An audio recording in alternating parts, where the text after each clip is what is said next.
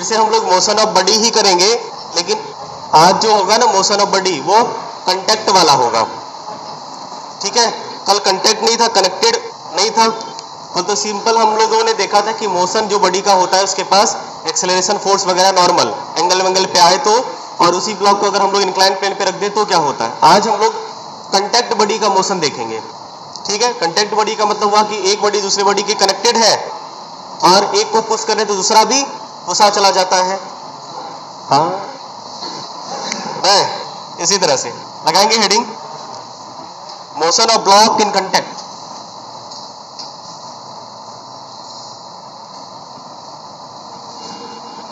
Motion of block in contact. देखो, connected motion भी देखना है जो स्ट्रिंग से कनेक्ट होगा। अभी सिंपल कंटेक्ट वाला देखते हैं हम लोग, 2 बॉडी 3 बॉडी वगैरह देखते हैं। देखो, कंटेक्ट के लिए नेसेसरी 2 बॉडी तो चाहिए ना। जब तक 2 बॉडी नहीं होगी तो कंटेक्ट कहाँ से किसके साथ होगा, वो एक बॉडी दूसरे बॉडी के साथ जब वो कंटेक्ट में होगी। तो पहला हम लोग करेंगे 2 bodies in contact. Pallavi option,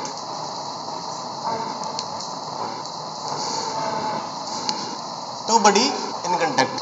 first point होगा 2 ब्लॉक या बॉडी, 2 ब्लॉक्स इन कंटेक्ट। जब 2 ब्लॉक आपस में कनेक्टेड होगा तो उसे कैसे हम लोग समझें। ठीक है, देखो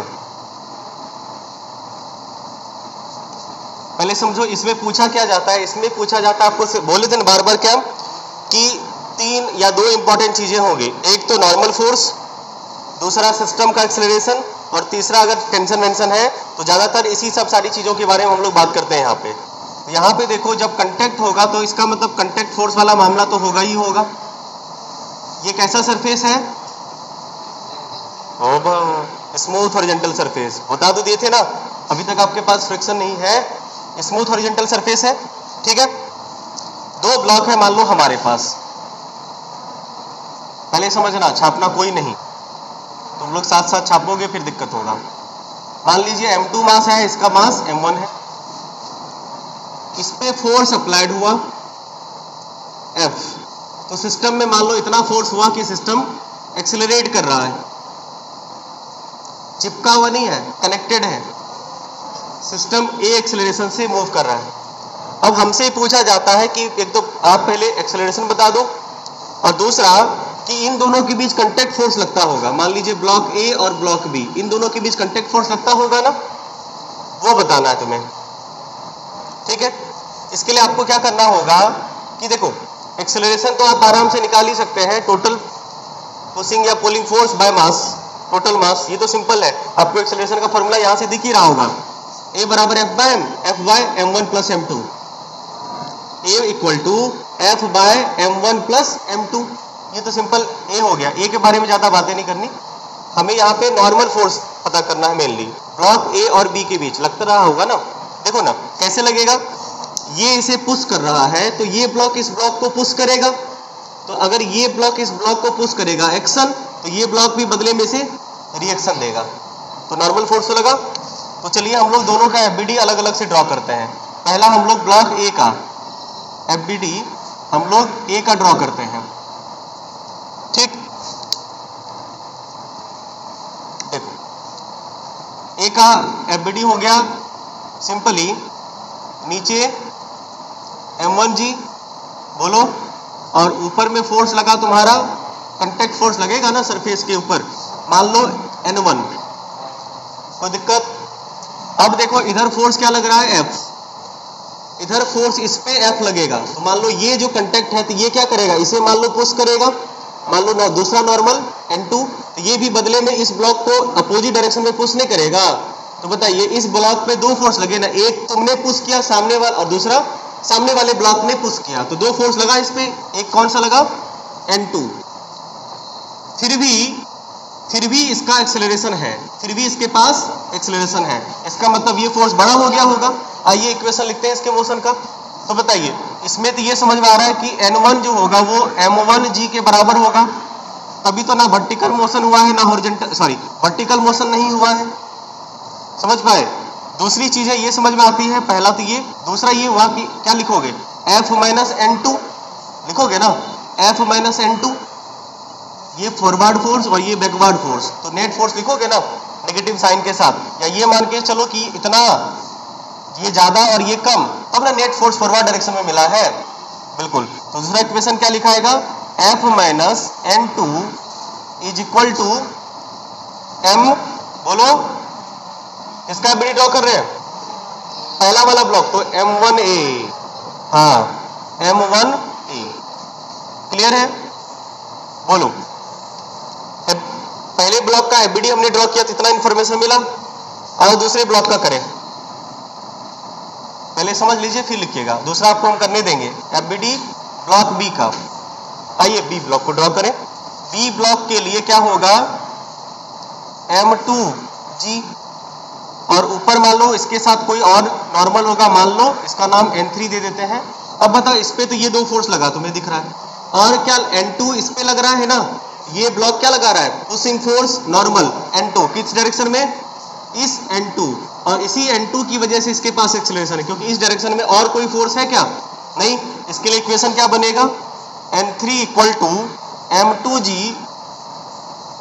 और दूसरा क्या बनेगा, N2 इक्वल टू M2A होगा, बोलो N2 इक्वल टू M2A।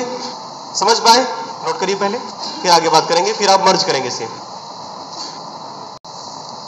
आपको इनकी कोई आवश्यकता पड़ने वाली है नहीं, क्योंकि ये मोशन काउजिंग फोर्स नहीं है। मोशन काउजिंग फोर्स ये दोनों आपको दिख रहे हैं। इसे इक्वेशन लेट कर लेते हैं, इक्वेशन 1, और इसे इक्वेशन 2 लेट कर लेते हैं।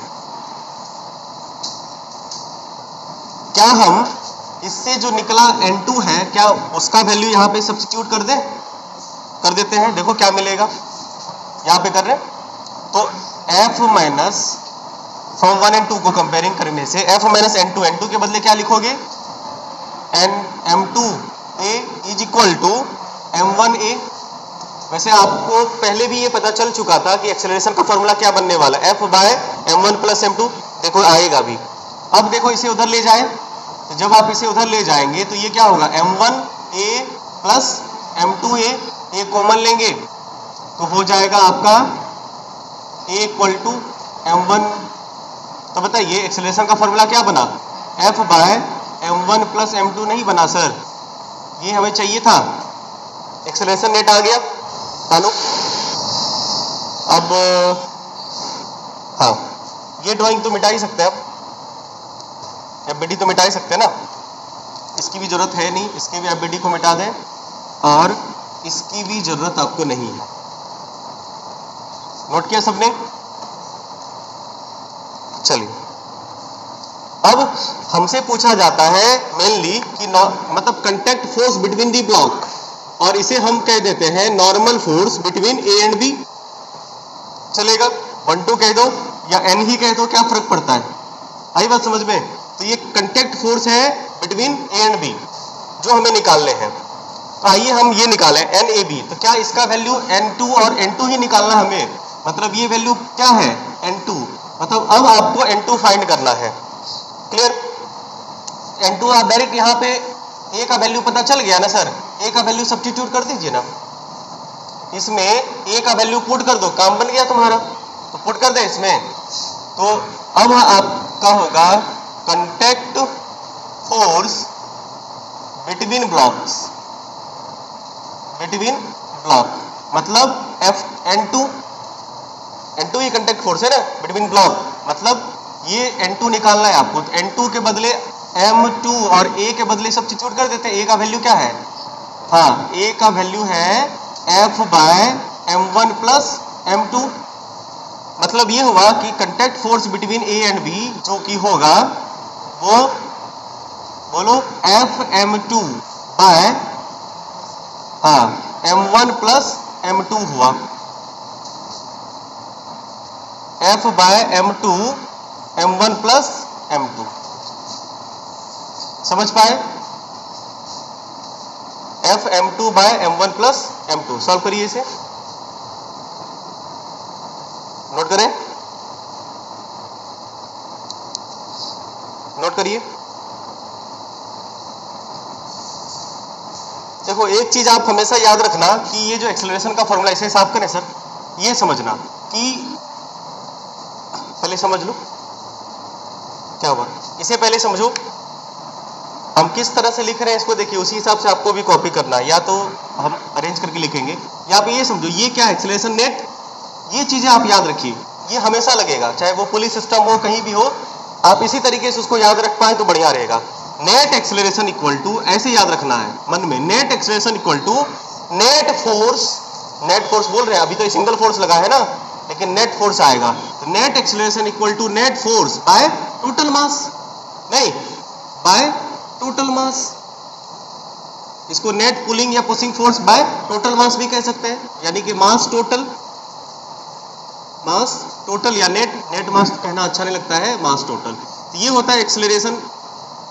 अब ये हर जगह लगेगा, देखो पुली में भी आएगा तो हम लोग नेट फोर्स की बात करेंगे, इसे भी कहीं साइड में लिख लीजिएगा।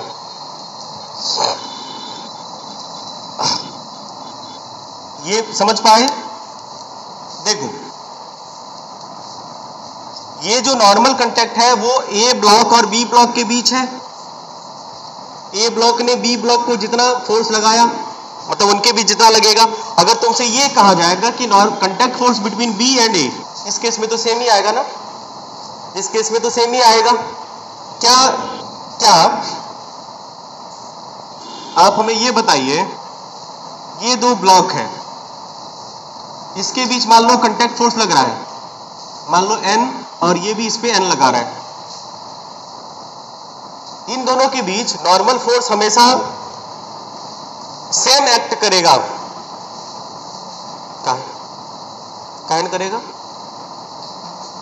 हम पूछने से लिए तो भाई सिंपल सी बात सुनो, contact force between A and B निकाले तो F M two by M one plus M two आया। अगर हम तुमसे ये पूछते कि contact force between B and A निकालो, क्या रिजल्ट तो कुछ और आता, कुछ और आता, वही तो होता F M two by M one plus M two, नहीं होता, नहीं होता, अरे वही ना होता, ये दोनों तो N2 ही था ना, तो ये किसका है कांटेक्ट फोर्स, मतलब बी ने जो ए पे लगाया और ये क्या है उतना ही तो ए भी बी पे लगाएगा, तो ये तो सेम ही रहेगा ना। हाँ ये इमोशनल होके ये मत कर देना कि F M one by M one plus M two, यहाँ पे ये गलत होगा, होता है ये, लेकिन इस केस में गलत होगा क्योंकि ये तो एक्शन रिएक्शन बराबर होगा, तो ये जितना फोर्स इस पे लगाए सामने वाला भी तो उतना ही इस पे लगाएगा ना, यहाँ तो दोनों सही है। समझ पाए बात को?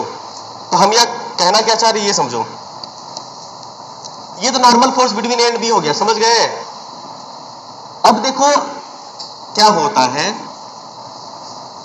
इसे साफ कर देना। अभी आपने फोर्स किधर लगाया था, किस डायरेक्शन में, पॉजिटिव एक्स डायरेक्शन में, अभी आपने पॉजिटिव एक्स डायरेक्शन में फोर्स लगाया था। सेम सिस्टम लेते हैं,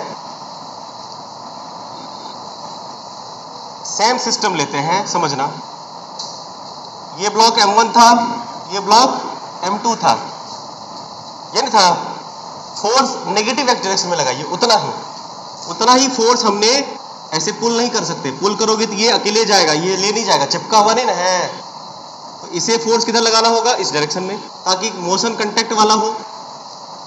आई बात समझ में? अब आप हमें, हम उतना वॉल नहीं करेंगे, आप हमें बस ये बता दीजिए नेट एक्सेलरेशन तो आपको पता ही है कि कितना होने वाला है, ए नहीं, आप हमें contact force between A and B बता दो, block A and block B, solve करके।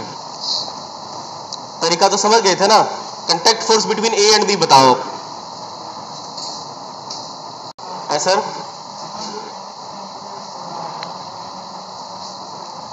नहीं होगा तो बता रहे क्या? इस केस में जब आप नॉर्मल निकालेंगे एक्सेलरेशन तो सेम ही रहेगा, आप बस नॉर्मल फोर्स हम निकाल देते हैं, लिख देते हैं, normal force between A and B जब आप निकालोगे तो ये F m1 bye m1 plus m2 होगा। इस केस में निकाल लोगे ना तुम लोग, तरीका सेम रहेगा। मतलब बताते हैं, पहले वाले केस में क्या हो रहा था कि पहले वाले केस में पतला आदमी मोटे आदमी को पुश कर रहा था।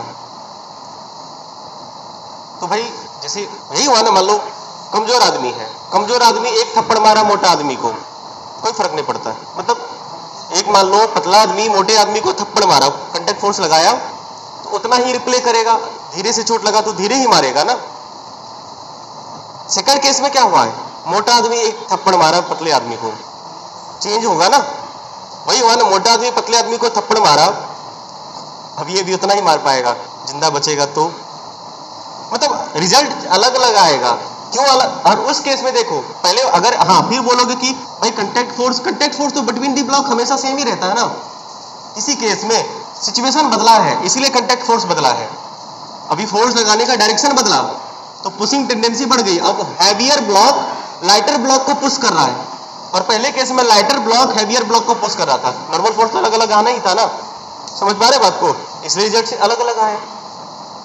उस केस में फिर अलग अलग नहीं समझना, क्योंकि contact force between the block same होगा। चाहे तुम बोलो कि ए किस फोर्स से बी को पुश कर रहा है या बी किस फोर्स से ए को पुश कर रहा है, वो तो सेम ही होगा ना। समझ पाए? ये आया वैष्णवी, यही रिजल्ट आया। समझ पाए बात को? पक्का? आइए सवाल करें फिर।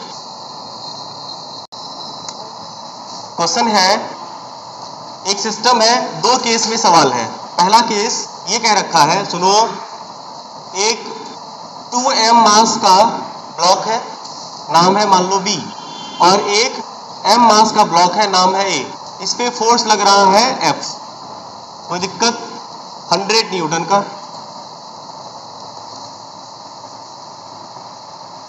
नहीं बताएंगे कितना, ये बताएं, हम क्या बताएं? बिना बताए भी काम हो जाएगा। F लग रहा है, केस 1 समझ गए। अभी इसके बीच नॉर्मल फोर्स लगता होगा ना, मतलब इनके बीच अभी कांटेक्ट फोर्स लगता होगा ना। बोलो, ये कांटेक्ट फोर्स इनके बीच जो है मान लेते हैं F1 है, या चलो N1 है। कांटेक्ट फोर्स इसके बीच मान लो N1 लग रहा है केस 1 में। समझ पाए? अब आपको ये कहा गया कि अगर इतना ही फोर्स, समझ पा रहे हैं, अगर इतना ही फोर्स इसी ब्लॉक पे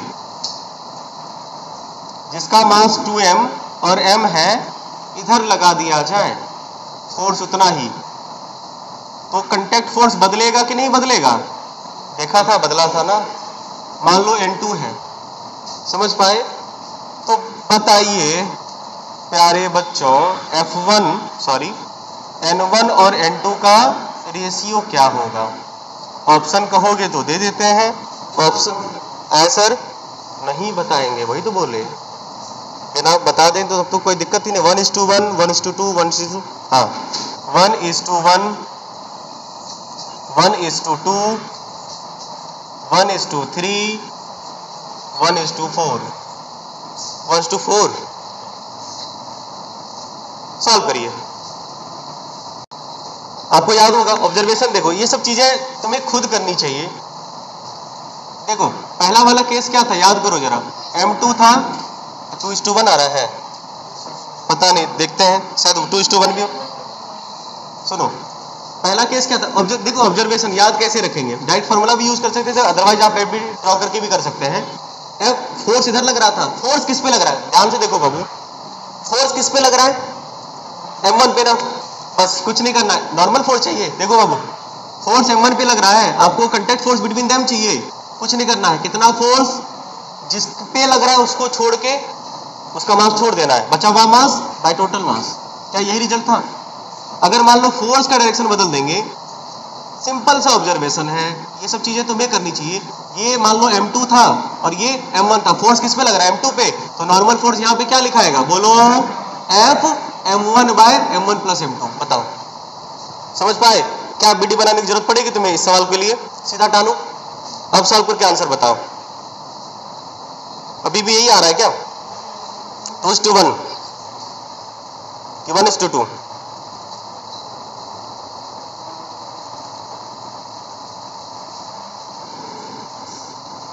2:1 कि 1:2? अच्छा यही तो 1:2 ये ना है, 2:1 बोल रहा है रे, 2:1 ऑप्शन है ना है, अब बकलो 1:2 आएगा है। तुम लोग को ना मिटाए से मिटाए, बोलो चलो सॉल्व करते हैं फटाफट। आप ये बताइए इस केस में नॉर्मल फोर्स को N1 मानेंगे ना, क्या लेंगे, फॉर्मूला क्या बनेगा, F कितना है रहने दो, बोले थे जिसका मास है उसको छोड़ के जिस पे फोर्स लग रहा है, तो किस पे फोर्स लग रहा है, M पे ना, M1 का मास नहीं लिखना है, किसका मास लिखना है, 2M का, बाय M1 प्लस M2 कितना होगा 3M, कोई दिक्कत, वेरी गुड। इस केस में N2 निकलेगा, N2 किस पे लग रहा है 2M पे, 2M पे, तो F मास कितना लिखोगे M बाय 3M, कोई दिक्कत।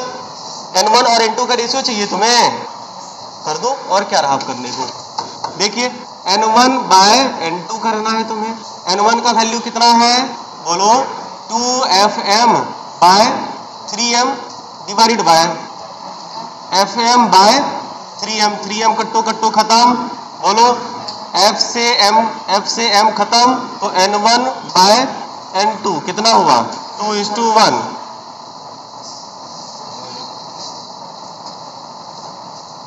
ठीक है, नहीं था ऑप्शन, ऑप्शन तो था पहला वाला है, तुम गलत देखा था, थोड़ा सा 1 2 थोड़ा फ्लैट हो गया था, समझा ना, 2 थोड़ा फ्लैट हो गया था, इसीलिए तुमको 1 जैसा फीलिंग आया, 2 है कि 2:1, 3:2 हमको, अच्छा वो 3/2 कुछ ऐसे देख लिए थे ना, 3:2 हमको लग रहा था शायद।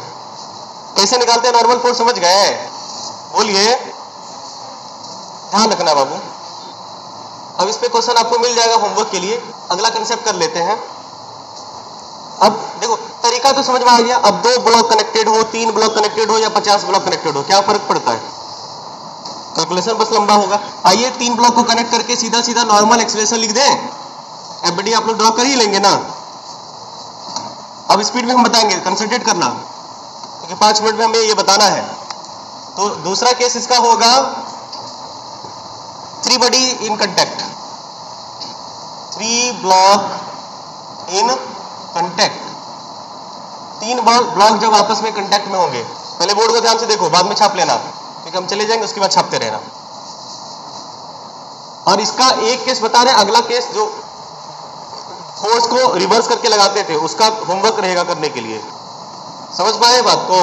हाँ, 1 ब्लॉक, 2 ब्लॉक, 3 ब्लॉक, मास है इसका अलग अलग, कोई दिक्कत।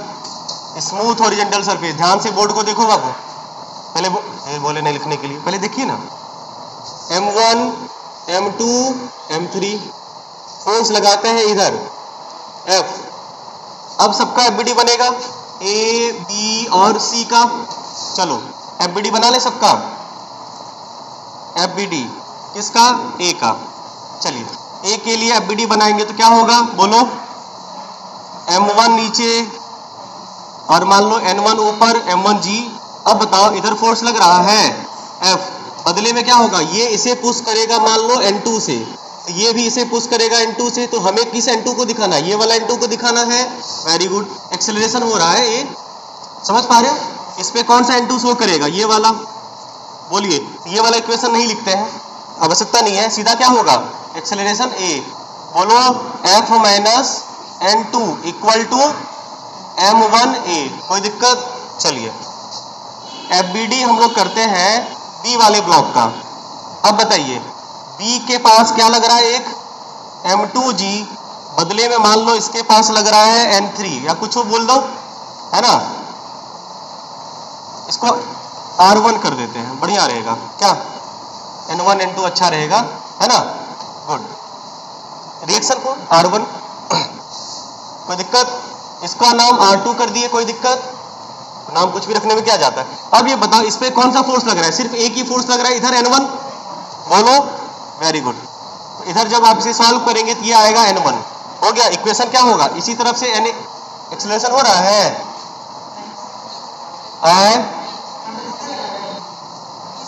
ओह एक मिनट रुको, हाँ देखो ये भी ब्लॉक इसे पुश कर रहा होगा ना। अब बताओ ये इसे पुश कर रहा होगा मान लो N2 से, समझो ध्यान से, तो ये ब्लॉक भी इसे पुश करेगा इधर मान लो N2 से। समझ पाए? दो कंटेक्ट सरफेस है इसीलिए दो अलग अलग नॉर्मल आएगा, एक N1 इनके बीच और इसके बीच एक्ट हो रहा है N2। क्लियर? इस पे फोर्स लगा इधर N1 और इधर लगा रिएक्शन फोर्स कौन सा? N2, ये वाला फोर्स जो कि ये ब्लॉक बी पे लगा रहा है, सी ब्लॉक बी पे लगा रहा है। समझ पाए? हाँ या ना? N2 फिर भी मोशन इसका इधर हो रहा है। इक्वेशन क्या बनेगा? N1 minus N2 equal to M2A। कोई दिक्कत नहीं। FBD हम लोग अब बनाते हैं तीसरे वाले ब्लॉक का, C का। तो C के पास क्या क्या लग रहा है? C के पास M3G और ऊपर मान लो R3 लग रहा है और इधर सिर्फ N2 लग रहा है क्या? और कुछ लग रहा है? नहीं, तो सीधा N2 लग रहा है। अब इक्वेशन क्या बनेगा? N2 equal to M3A। कोई दिक्कत? अब इसे सॉल्व करने आता है, क्या करेंगे? N2 का वैल्यू यहाँ पुट करोगे, N1 आएगा, N1 का वैल्यू इसमें पुट करोगे, F आ जाएगा। अब ये काम कर लोगे पुटिंग गेटिंग वाला, हम सिर्फ रिजल्ट लिखे। चलिए, तो इक्वेशन 1 2 3 को सॉल्व करने से सीधा रिजल्ट क्या आएगा? रिजल्ट कैसे सॉल्व करना है? N2 का वैल्यू इसमें पुट कर दोगे, N1 आ जाएगा और ये टोटल वैल्यू फिर N1 की जगह पे पुट करोगे, आ जाएगा। तो सीधा F लिख दें। ये बराबर होगा क्या? आपका F by M1 plus M2 plus M3। कोई दिक्कत? अब आपका N1 क्या आएगा? ध्यान से देखो, जब आप N1 सॉल्व करोगे N1 का रिजल्ट क्या आएगा? बोलो, N1 का रिजल्ट नियम के हिसाब से क्या आना चाहिए? देखो तरीका वही चलेगा जिस पे फोर्स लग रहा है। हाँ, जिसका नॉर्मल निकाल रहे हो उसका मास छोड़ दो, जिसका नॉर्मल निकाल रहे हो उसका मास छोड़ दो, तो किसका मास बचा? आप सॉल्व कर लीजिएगा। M2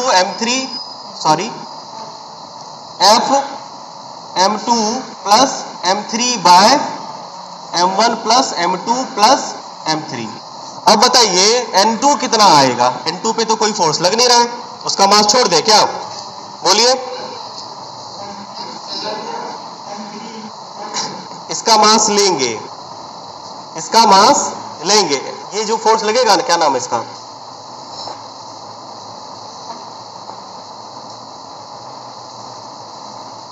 सही है, इस पे फोर्स तो नहीं लग रहा है ना?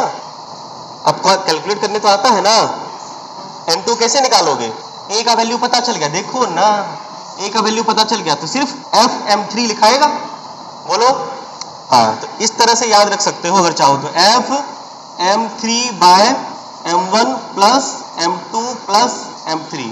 ये कैसे आया? ऑन सॉल्विंग इक्वेशन 3, इक्वेशन 2 और इक्वेशन 1।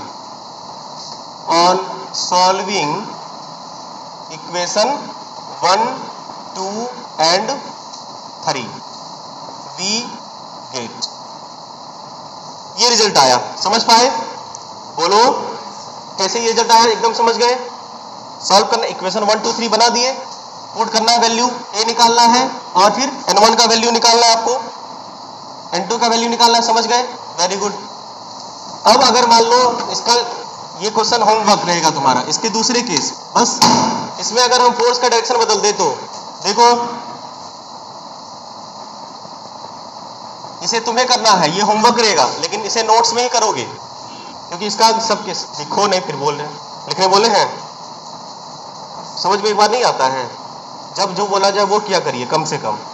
जब बोले नहीं लिखने के लिए तो नहीं लिखे हो, समझा रहे यहाँ पे लिख रहे हो, वहां पे तो किसी समझ में आएगा? लिखा कर, पहले लिखने का हम बोल रहे जाएंगे, उसके बाद लिखिए, 15 मिनट टाइम होगा लिखने के लिए, बेटा थोड़े रहे हैं। यहाँ देखो ब्लॉक को, सिचुएशन समझिए, लिखा हुआ आपको बाद में भी नोट्स में भी मिल जाएगा कहीं ना कहीं। समझना इंपॉर्टेंट है, लिखने पे कम जोर देना है, इसलिए तो हम बीच में लिखाना ही छोड़ दिए थे।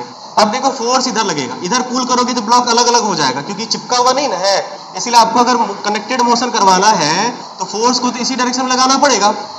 आई बात समझ में? तो ये मान लो नाम क्या था इसका? इसका नाम A था, इसका नाम B था, इसका नाम C था, मास इसका M1 था, M2 था और इसका M3 था। समझ गए बात को?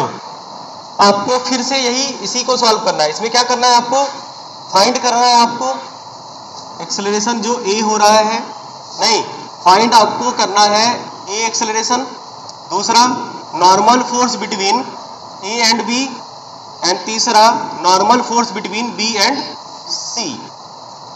ये तीनों चीज फाइंड करनी होती है ना, कर लोगे, हो जाएगा। इसे होमवर्क करना है, क्वेश्चन मिल जाएगा आपको, उसे कर लेना है। अब नोट करिए, इसको पढ़ के आइएगा, क्वेश्चन बनाना है, नहीं बनेगा फिर हम डिस्कस कर देंगे। आसान है, हमें लगता है आप इसमें ज्यादा घिचपिट नहीं करना है, समझ गए? छापिए आप।